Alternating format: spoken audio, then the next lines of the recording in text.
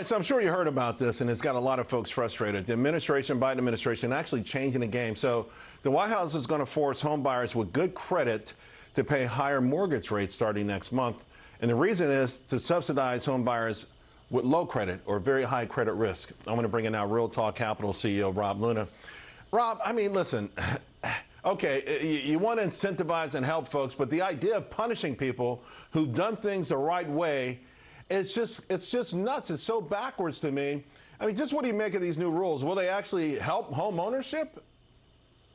I mean, it's horrible. It's just a continual incentivization of doing the wrong thing and penalizing success, Charles. Just the same talk about student loans. People like myself that use student loans to pay their way through college, paid them back. It's the absolute wrong policy. And I think, you know, Charles, if you take a look at the statistics in the U.S., 60% of American wealth is in their first home that they're buying, So when we start raising rates, penalizing people who, by the way, these millennials that are working hard, starting to make $100,000, $110,000, $120,000 a year, are getting right at that point where they can afford it, got their credit score built up, got their home down payment, and now you're going to penalize these people and take them further away from the American dream. That's the exact wrong policy.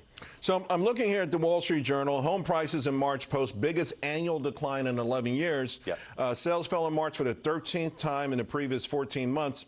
And by the way, $1 million plus homes down almost 30%. You know, I think for someone like you, this is good news, right? I mean, you want to buy low, whatever asset it is, stocks or homes.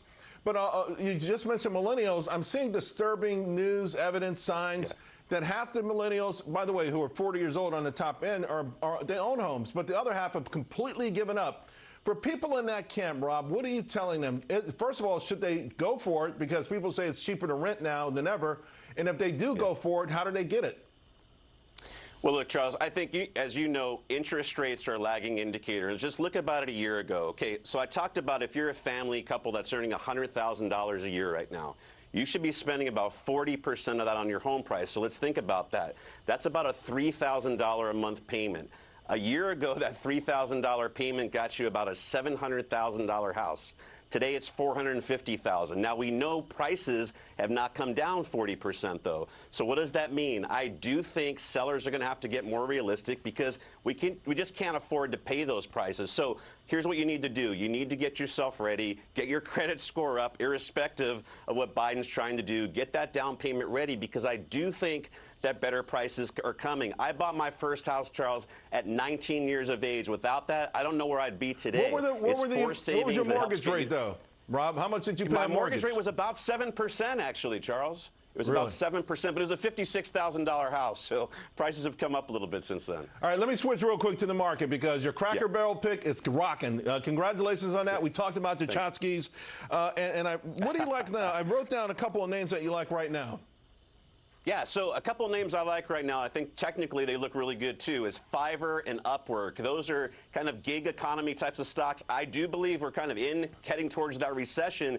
People are going to be looking for work. Those are two places to go. And I don't think people are going to give up dating anytime soon. I like Bumble a lot. That's a Blackstone pickup. It's back down about to the valuations that Blackstone bought it out. So there's some good due diligence if you're looking in that space right now. I think Bumble's a good online dating pick for people to look at. I remember when Bumble let everybody off for like a week just to let them off because it felt good. I hope they're not doing that kind of dumb stuff anymore. Get the brass tacks, right?